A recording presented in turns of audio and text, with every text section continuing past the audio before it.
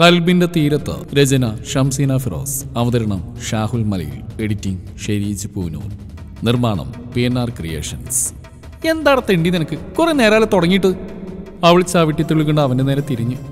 തെണ്ടി നിന്റെ മാറ്റവൻ ആദ്യടി ഈ ഷർട്ട്. അവൾ ധരിച്ചിരിക്കുന്ന ഷർട്ടിലേക്ക് അവൻ വീണ്ടും നോക്കി. എന്റെ മറ്റവൻ തെണ്ടിയുടെ. അവൾ രണ്ട് കൈയും കെട്ടിന്ന് കൂസിലൊന്നുമില്ലാതെ പറഞ്ഞു. വെളച്ചിലെടുക്കുന്നോ? അടിച്ച് നിന്റെ ചെപ്പ ഞാൻ അടിച്ച് പൊട്ടിച്ചു കളയും. ആരോട് ചോദിച്ചിട്ടാടി നീ ഇത് എടുത്തിട്ട്? ആരോട് ചോദിച്ചില്ല, ഇതെന്റെ ഭർത്താവിന്റെയാ. ഭർത്താവിന്റെ എടുക്കാൻ ഭാര്യക്ക് ആരോടോ സമ്മതി ചോദിക്കേണ്ടത്? അപ്പോഴവൾക്ക് കൂസലില്ലായ്മ തന്നെ. അപ്പൊ നീ സമ്മതിച്ചു ഞാൻ നിന്റെ ഭർത്താവാണെന്ന്? അവനവൾ ഉറ്റുനോക്കി. അത് നീ ഇപ്പോഴാണ് അറിയുന്നത്? ഞാൻ എപ്പോഴേ സമ്മതിച്ചെന്നാ. മിനിയാന്നും കൂടി ഞാൻ പറഞ്ഞല്ലോ നീ എന്റെ ഭർത്താവ്, ഞാൻ നിന്റെ ഭാര്യയാണെന്ന്. ശരി, ഏതായാലും നീ അക്കാര്യം സമ്മതിച്ചെന്ന സ്ഥിതിക്ക് എനിക്ക് ചിലതൊക്കെ ചെയ്യാനുണ്ട്. അതെന്താണെന്നൊക്കെ നിനക്ക് ഞാൻ പറഞ്ഞു തരേണ്ട ആവശ്യമൊന്നും ഉണ്ടാവില്ല. നീ കേട്ടിട്ടുണ്ടാവുമല്ലോ, ഒരു ഭർത്താവിന് തൻ്റെ ഭാര്യയുടെ മേലുള്ള അധികാരങ്ങളും അവകാശങ്ങളും ഒക്കെ. Not only mentally, also physically. മുഴുവനും പറഞ്ഞില്ല. അത്രയും പറഞ്ഞ് താടിയും ഒഴിഞ്ഞുകൊണ്ട് അവൻ അവളെ ഒരു നോട്ടം നോക്കി. അതും വല്ലാത്തൊരു നോട്ടം. യു ബുദ്ധൂസ് ലൈല, നീ നിന്റെ ഒരു നാവും ഒതുക്കി വെക്കാൻ പാടില്ലായിരുന്നു. നിനക്കുള്ള പണി നീ തന്നെ ചോദിച്ചു വാങ്ങിക്കുന്ന. നാവ് ചെലവാക്കാൻ നിന്നിട്ടല്ലേ, ഇനി എങ്ങനെ അവൻ്റെ കയ്യിൽ നിന്ന് രക്ഷപ്പെടും? അവൻ പറഞ്ഞ് കേട്ടപ്പോഴേ അവിടെ നെഞ്ചിൽ പെരുമ്പറ മുഴങ്ങാൻ തുടങ്ങിയിരുന്നു. ആ നോട്ടം കൂടി ആയതും അവളാകെ വിയർക്കാൻ തുടങ്ങി. അപ്പൊ എങ്ങനെയാ തുടങ്ങുമല്ലേ ഭാര്യ? അവൻ അവിടെ കയ്യിൽ പിടിച്ചു വലിച്ചു. പണ്ടേ നല്ല ബാലൻസ് ആയതുകൊണ്ട് കറക്റ്റായി അവൻ്റെ നെഞ്ചിലേക്ക് തന്നെ മുഖവും കുത്തി വീണു. അവൾ വേഗം മുഖം ഉയർത്തി നോക്കി. അവൻ്റെ മുഖത്ത് കുറുമ്പും പ്രണയവും ഒക്കെ ഒരുപോലെ നിറഞ്ഞിരുന്നു. അതുകൂടെ ആയത് അവൾ ഉറപ്പിച്ചു, ഈ പോക്ക് ശാന്തി മുഹൂർത്തത്തിലേക്ക് കലാശിക്കുമെന്ന്. നോലയില പാടില്ല, എസ്കേപ്പ്. ഇല്ലേ പിന്നെ നിന്റെ കാര്യം പറഞ്ഞിട്ട് കാര്യമില്ല മോളെ. പിശാച് വായിന്ന് എന്തെങ്കിലും വീഴാൻ കാത്തുക്കുക. പിടിക്കാനും വലിക്കാനും എത്ര എണ്ണം പറഞ്ഞിട്ടുണ്ട് എൻ്റെ ദേഹത്ത് തുടരുതെന്ന്. നിന്നെ കൊണ്ട് ഞാൻ തോറ്റു. ഇപ്പം എപ്പോൾ നോക്കിയാൽ എനിക്ക് നിന്നെ കൊണ്ട് കഷ്ടം തന്നെയാ. ഓ സോറി, ഇപ്പം അല്ലല്ലോ, എന്ന് നിന്നെ കണ്ടുമുട്ടിയോ അന്ന് തുടങ്ങിയ കഷ്ടകാല കൈ എടുക്കണം. അവളില്ലാത്ത ധൈര്യവും ദേഷ്യമൊക്കെ ഉണ്ടാക്കിയെടുത്ത് അവൻ്റെ പിടിപിടിച്ച് വേഗം അകന്നു നിന്നു. മറുപടിയായി അവൻ കണ്ണിമ വെട്ടാതെ അവളെ തന്നെ നോക്കി നിന്നു. ചുണ്ടിൽ ചിരിയും നിറഞ്ഞിരുന്നു. എന്താ? അവളവനെ തുറിച്ചു നോക്കി. ഏയ് ചുമ്മാ, ഞാൻ നിന്റെ ചന്തം നോക്കിയതല്ലേ മുത്തേ. ആ അത് പറയുമ്പോഴേ ഓർമ്മ വന്നു. ഷർട്ട് പറയടി, എന്തിനാ നീ എടുത്ത്? ഞാൻ മടക്കിയെടുത്ത് വെച്ചിരുന്ന ഷർട്ടല്ലായിരുന്നോ? എൻ്റെ അനുവാദമില്ലാതെ എടുത്തെന്തിനാ? നിനക്ക് വീണ്ടും വസ്ത്രത്തിന് ക്ഷാമം വന്നോ? ഇല്ലല്ലോ, എനിക്ക് എടുക്കണം തോന്നി എടുത്തു, ഇടണം തോന്നി ഇട്ടു, അത്ര തന്നെ.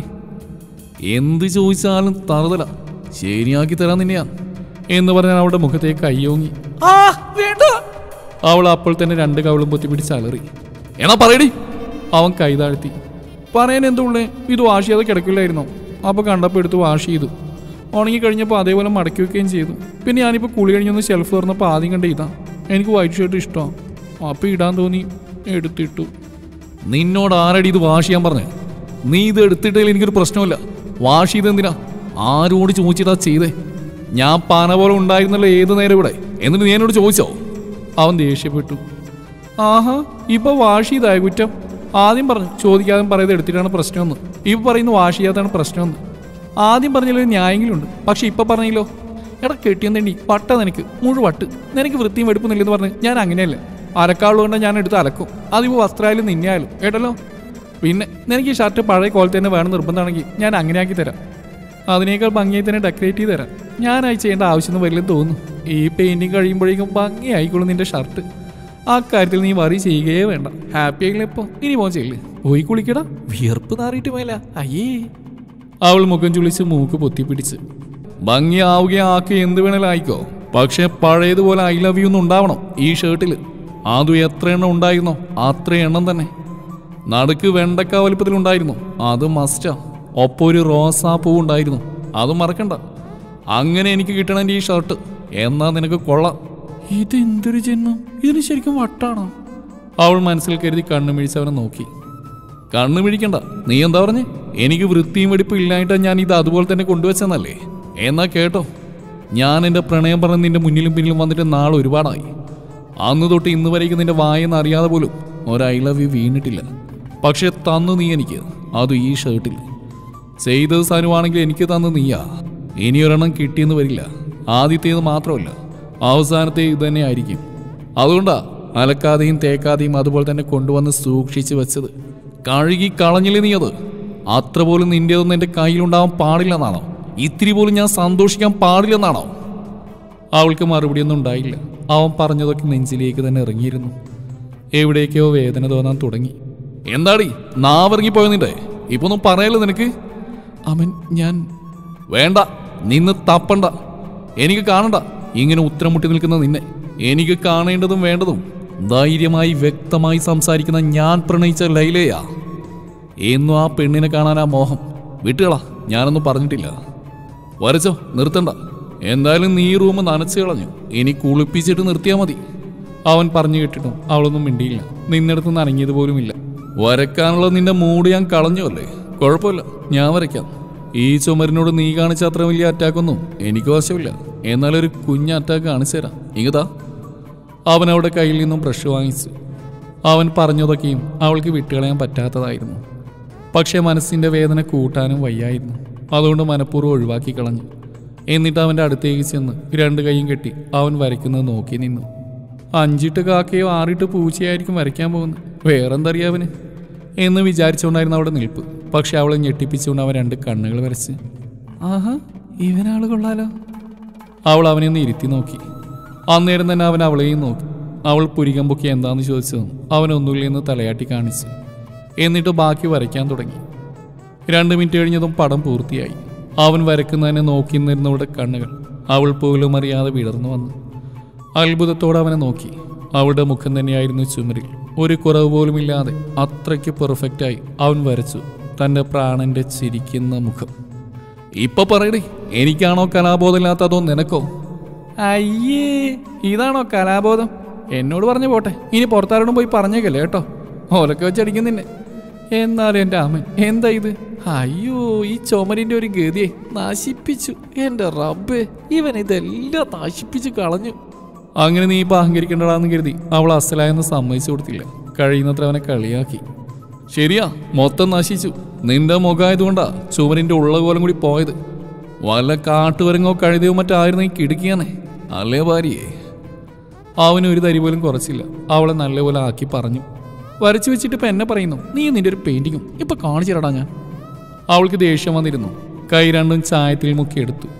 അവൻ വരച്ച തൻ്റെ പടത്തിന് മുകളിൽ തേച്ചുരച്ചു. എടി! അവളുടെ ചെയ്ത്തേണ്ട അവൻ ഒന്നാകെ വന്നു. അവനും കൈ പെയിന്റിൽ മുക്കി. ചുമരിലേക്കല്ല, അവളുടെ മുഖത്തേക്കാണ് അവൻ കൈ കൊണ്ടുപോയത്. അത് കണ്ട് അവൾ അപ്പോൾ തന്നെ മുഖം വെട്ടിച്ച് കളഞ്ഞു. അതവൻ ഒട്ടും പ്രതീക്ഷിച്ചിരുന്നില്ല. കൈ ബാലൻസ് തെറ്റി അവളുടെ മാറിലേക്ക് അമർന്നു.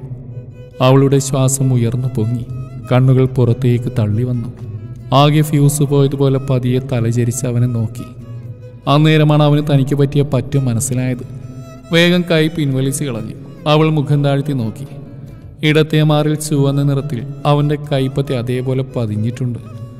അവൾക്ക് ദേഷ്യമാണോ സങ്കടമാണോ എന്നൊന്നും അറിഞ്ഞില്ല. മുഖം വീർത്തു വന്നു. അവനെ നോക്കിയതേയില്ല. തല താഴ്ത്തി പിടിച്ച ഒരൊറ്റ നിർത്തം നിന്നു. എടേ! അവനെ എന്തോ പോലെ ആവുന്നുണ്ടായിരുന്നു. പതി അവളുടെ ചുമലിൽ തൊട്ടു. അവൾ മുഖമുയർത്തി അവൻ്റെ മുഖത്തേക്ക് നോക്കി. മുഖം വീർത്തത് മാത്രമല്ല, കണ്ണു നിറഞ്ഞിട്ടുണ്ടായിരുന്നു അവളുടെ. ലൈല, ഞാൻ സോറി. അവനെ എന്തു പറയണമെന്ന് അറിഞ്ഞില്ല. ആകെപ്പാടെ വല്ലാത്തൊരവസ്ഥ. നിന്ന് തപ്പുകയും തടയുകയും വിയർക്കുകയൊക്കെ ചെയ്തു. പൊടുന്നതിനെ അവൾ കുപ്പിവള കിലുക്കും പോലെ പൊട്ടിച്ചിരിക്കാൻ തുടങ്ങി. അവനൊന്നും മനസ്സിലായില്ല. അന്തം വിട്ട് അവളെ നോക്കി. അയ്യേ, അവൻ നിന്നിങ്ങനെ നിന്ന് വിയർക്കുന്ന കാണാൻ നല്ല രസമുണ്ട്. ആദ്യമായിട്ടാണ് ഞാനിങ്ങനെ കാണുന്നത്.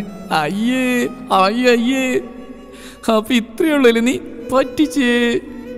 അവൾ വയറമർത്തി പിടിച്ച് തലങ്ങും വിലങ്ങും ചിരിക്കാൻ തുടങ്ങി. കിതപ്പ് വന്ന് കണ്ണീന്നൊക്കെ വെള്ളം വരാൻ തുടങ്ങിയതും അവൾ ചിരിയും നിർത്തി അവനെ നോക്കി. നോക്കിയതിന് ശേഷം തോന്നിപ്പോയി നോക്കേണ്ടിയിരുന്നില്ലെന്ന്. അവൻ്റെ മുഖം ചുമന്നത് മാത്രമല്ല, ആകെ വലിഞ്ഞു മുറുകിയിട്ടുണ്ട്. തൻ്റെ കഥ കഴിഞ്ഞെന്ന് അവൾക്ക് മനസ്സിലായി. അവനെ നോക്കി വേണോ വേണ്ടോ എന്നുള്ള അർത്ഥത്തിലൊന്ന് പല്ലിളിച്ച് കാണിച്ചു. ഇളിക്കുന്നോടി നിന്നെ നീയാൻ എന്നും പറഞ്ഞ് പല്ലിരിച്ചുകൊണ്ട് അവൻ ടേബിളിൽ ഇരിക്കുന്നതിൽ നിന്നൊരു കളർ ടീൻ എടുത്തു. അവൾ അയ്യോ വേണ്ടാന്നും പറഞ്ഞ് ഓടി കട്ടിൽ കയറി. ഇറങ്ങടി ഇങ്ങോട്ട്. ഇല്ല. ആഹാ, നിന്നെ ഇറക്കാൻ എനിക്കറിയാം എന്നും പറഞ്ഞ് അവൻ കട്ടിലേക്ക് ചാടി കയറിയതും അവൾ വേഗം താഴേക്ക് ഇറങ്ങി കട്ടിലിന് ചുറ്റും ഓടാൻ തുടങ്ങി. നീ കോപ്പേ, നിക്കടിയോടെ. അവൻ വിട്ടില്ല. ഇറങ്ങി പിന്നാലെ ഓടി. ഇല്ല, നിക്കില്ല. ആഹാ, നിക്കണ്ട, നിർത്തിപ്പിച്ചോളാം. അവനൊന്നും നോക്കിയില്ല. കയ്യിലെ കളർ മുഴുവൻ കൈ നീട്ടി അവിടെ മേലേക്ക് വീശി. വൈറ്റ് ഷർട്ട് നല്ല ബ്ലൂ കളർ ഷർട്ടായി മാറി. ആ നിമിഷം തന്നെ അവിടെ ഓട്ടവും ചാട്ടവും ഒക്കെ നിന്നു. മുഖം താഴ്ത്തി ദേഹം മുഴുവൻ നോക്കിയവൾ പിന്നെ കണ്ണുമുഖം കൂർപ്പിച്ച് അവനെ നോക്കിയൊരു അലർച്ചയായിരുന്നു. യെസ്, ഞാൻ തന്നെ. എന്തു വേണം? അവൻ ടിന്നെ താഴേക്കിട്ട് കൈരണ്ണ് തട്ടിക്കുടഞ്ഞ് അവിടെ അരികിലേക്ക് വന്നു. അതൊരു കൂസലും ഇല്ലാതെ അലറിയിട്ടും ചവിട്ടി തുള്ളിയിട്ടൊന്നും കാര്യമില്ലെന്ന് അവൾക്ക് മനസ്സിലായി. ഒരു ചെറിയ കുസൃതി തോന്നി. കണ്ണെടുക്കാതെ അവനെ തന്നെ നോക്കിക്കൊണ്ട് അവൻ്റെ തൊട്ടരികിൽ വന്ന് നിന്നു. അവൻ പുരികം ചൊളിച്ച് അവളെ നോക്കിയതും അവൾ അവൻ്റെ കാലുകൾക്ക് മീതെ കയറി കൈരണ്ട് അവൻ്റെ കഴുത്തിലൂടെ ഇട്ട് അവനോട് ഒട്ടിച്ചേർന്ന് നിന്നു. എന്നിട്ട് ഒരു ചിരിയോട് ആ കവിളിലും നെറ്റിയിലുമൊക്കെ തഴുകാൻ തുടങ്ങി. അവന് കാര്യം മനസ്സിലായി. മാറിയോണ്ട് എന്ന് ഒച്ചയെടുത്തുകൊണ്ട് അവളെ പിടിച്ചൊരു തള്ളു കൊടുത്തു. അവൻ ദേഹത്തേക്ക് നോക്കി. അവളുടെ ദേഹത്തെ മുഴുവൻ കളറും അവൻ്റെ മേലേക്ക് പടർന്നിരുന്നു. എന്നോട് കളിച്ചാലേ ഇങ്ങനെ ഇരിക്കും. അവൾ വിജയിയെപ്പോലെ അവനെ പൂച്ചിച്ച് കളഞ്ഞ് പോവാനൊരുങ്ങി. അങ്ങനെ അങ്ങ് പോയാലോ? അവനവിടെ കയ്യിൽ പിടിച്ച് വലിച്ച് നെഞ്ചിലേക്ക് ഇട്ടു. മൂക്കും കുത്തി വീണ് അവൾ മുഖമുയർത്തി അവൻ്റെ മുഖത്തേക്ക് നോക്കി. അവൻ്റെ മുഖത്ത് അവൾ തൻ്റെ കയ്യിലെ കളർ തേച്ചിരുന്നു. ഇപ്പം അവളുടെ മുഖത്ത് അവൻ്റെ നെഞ്ചിലെ കളറ് പറ്റി. അവനത് കണ്ട് ചിരി വന്നു. എന്നോട് കളിച്ചാലേ ഇങ്ങനെ ഇരിക്കും. അവനവിടെ മൂക്കിൽ വിരൽ വെച്ച് ഉരസി കയ്യിൽ പറ്റിയ കളർ അവൾക്ക് കാണിച്ചു കൊടുത്തു. നേരത്തെ അവൾ പറഞ്ഞ അതേപോലെ തന്നെ പറഞ്ഞവൻ അവളുടെ മുഖം വീർത്തു. അവന് തുറിച്ച് നോക്കാൻ തുടങ്ങി. അവളുടെ കൈ ടേബിളിലേക്ക് നീങ്ങിയതും വീണ്ടും ചായത്തിൽ മുങ്ങിയതും അവൻ കണ്ടു. അത് തൻ്റെ മുഖത്ത് പതിയുന്നതിന് മുന്നേ അവൻ ആ കൈ പിടിച്ചു വെച്ചു. അവൾ വീടെന്നും പറഞ്ഞ് കുതിറിയതും അവൻ അവളെ പിടിച്ച പിടിയാലെ തിരിച്ചു നിർത്തി. അവളുടെ പുറംഭാഗം അവൻ്റെ നെഞ്ചിനെ ചേർന്ന് നിന്നു.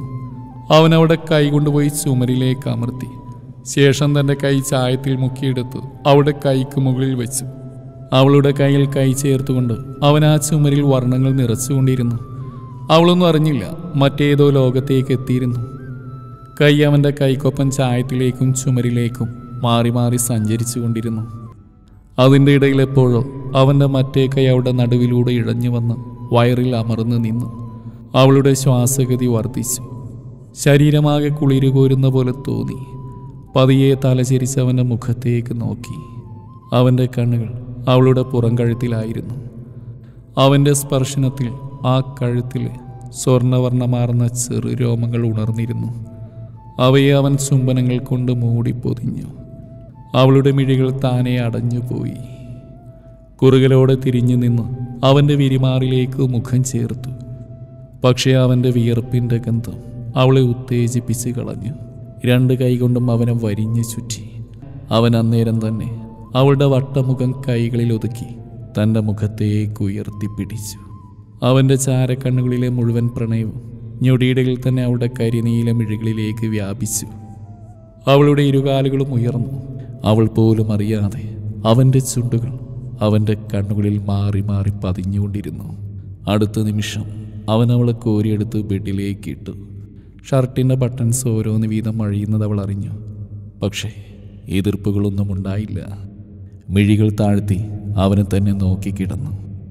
അവൻ്റെ താടിരോമങ്ങൾ അവളുടെ പഞ്ഞിക്കെട്ട് പോലുള്ള വയറിനെ ഇക്കിളിപ്പെടുത്തി. അവളിൽ നിന്നുയരുന്ന മൂളലുകൾ അവനെ കിക്ക് പിടിപ്പിച്ചിരുന്നു. അവൻ്റെ ചുണ്ടുകൾ അവളുടെ വയറിൽ മുദ്ര പതിപ്പിച്ചു. അവളൊന്ന് പുളഞ്ഞുകൊണ്ട് മറിഞ്ഞു കിടന്നു. പരസ്പരം ഒന്നായി ചേരാൻ നേരമെല്ലാം അതിൽ നിന്നും പിന്തിരിപ്പിക്കാനെന്ന വണ്ണം അവളിലേക്ക് റമിയും റമിയുടെ ഓർമ്മകളും വരാറുണ്ട്. ഇന്നതുണ്ടായില്ല. അവളിലെ വികാരങ്ങൾ പൂർണ്ണമായും താജിൻ്റെ സ്പർശനങ്ങൾക്ക് അടിമപ്പെട്ട് കഴിഞ്ഞിരുന്നു. അവളുടെ കണ്ണുകളിലേക്ക് അങ്ങനെ നോക്കും തോറും അതിലെ വികാരങ്ങൾ എന്താണെന്ന് വായിച്ചെടുക്കാൻ പറ്റുന്നില്ല. അവളുടെ ആ കണ്ണുകളിൽ ഞാൻ എൻ്റെ ചുണ്ടുകൾ ചേർത്തു. ഇങ്ങനെ നോക്കി കൊല്ലല്ല പെണ്ണേ. എൻ്റെ കൈകൾ അവളുടെ മുഖത്തൂടെ ഇഴഞ്ഞു നടന്നു. നെറ്റിയിൽ അവിടുന്ന് പതിയെ അവളുടെ നാസികത്തുമ്പിലേക്ക്, അവിടെ നിന്ന് അവളുടെ ആ ചെഞ്ചുണ്ടിലേക്ക്, പിന്നീട് അവളുടെ അധരങ്ങളിലൂടെ ഞാൻ മെല്ലെ വിരലോടിച്ചു. വിരലിക്കടിക്കുന്നോടി, ഞാൻ നിന്നെ കാണിച്ചു. അവളെ ചേർത്തണച്ച അധരങ്ങൾ കവരുമ്പോൾ അവൾ എന്നെ ചേർത്തണച്ച പിടുത്തം ഒന്നുകൂടെ മുറുകി. ദീർഘചുംബനത്തിൻ്റെ ആലസ്യത്തിൽ അവൾ എൻ്റെ മാറിലേക്ക് ചാഞ്ഞു. ലൈല, നീ എനിക്കിപ്പോൾ വല്ലാത്തൊരു ലഹരിയാടി.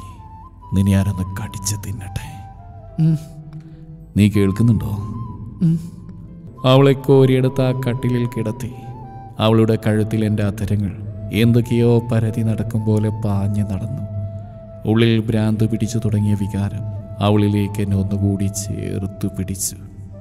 പക്ഷേ താജ്, അവൻ്റെ മനസ്സിലേക്ക് പെട്ടെന്നാണ് ഓരോ ചിന്തകളും കടന്നു വരാൻ തുടങ്ങിയത്. തുടരും ഈ കഥയുടെ ബാക്കി ഭാഗം നാളെ ഇതേ സമയം.